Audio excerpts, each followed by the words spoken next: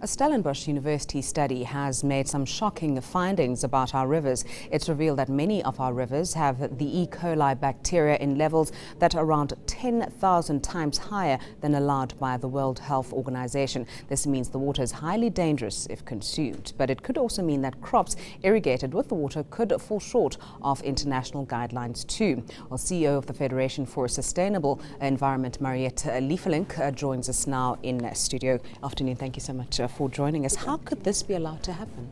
Yes, first of all, of course, it's the matter of a constitutional right. The axiom of our laws, the Constitution, dictates that everyone has the right to sufficient water, but that also interfaces with other human rights, such as the right to life, the right to dignity, the right to an environment that is not harmful to health and well-being.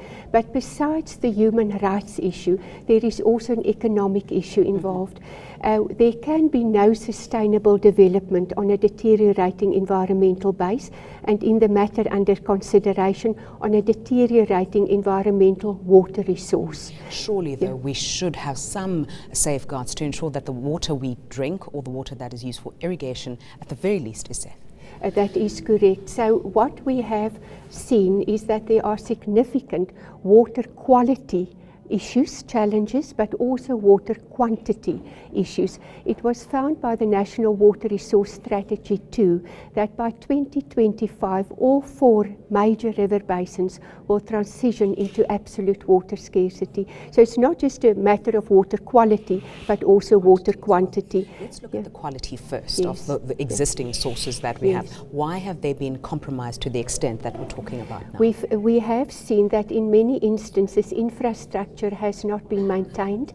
Many municipalities too do not have the technical capacity, neither the financial capacity to deal with deteriorating or aging infrastructure, but also the management of water. There has also been issues regarding the vertical and also horizontal cooperative governance. In other words, there is very little liaison between national, provincial and also local government. Besides that, we have seen, for example, in major river systems such as the Var River system, where the water quality has been so compromised that tourism, for example, can no longer be practiced, or not tourism, but the recreational use of the river.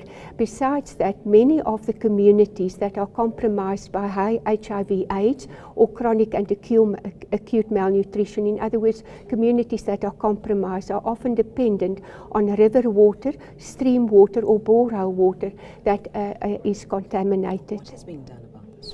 There are many, at the moment, challenges for government. It is not only sewage.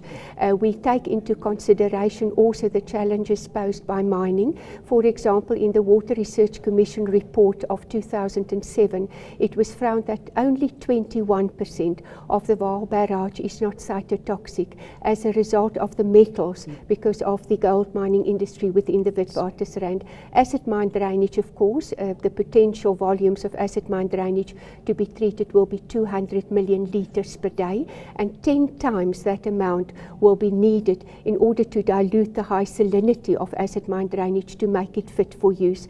The current treatment is the industry coming to the party in terms of helping out when it comes to that? Yes, there are some efforts being made at the moment. There has been no, with regards to the mining pollution, no apportionment of liability by government.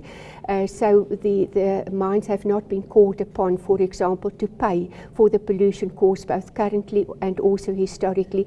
I may just mention, with regards to the sewage pollution, it was referred to the accumulation possibly within crops. This has happened with regards to metal contamination as a result of acid mine drainage. We have found that there are accumulations of heavy metals, that is possibly toxic and radioactive heavy metals, within certain crops, such as high levels of arsenic, cadmium, cobalt, copper, zinc and uranium, and that is of serious concern. So the food that we consume could be further contaminated than we know? Correct, and it's often in areas where some of our major supermarkets purchase their food. It's frightening. Let's talk a little bit about the quantity issue that Yes. you mentioned earlier as well.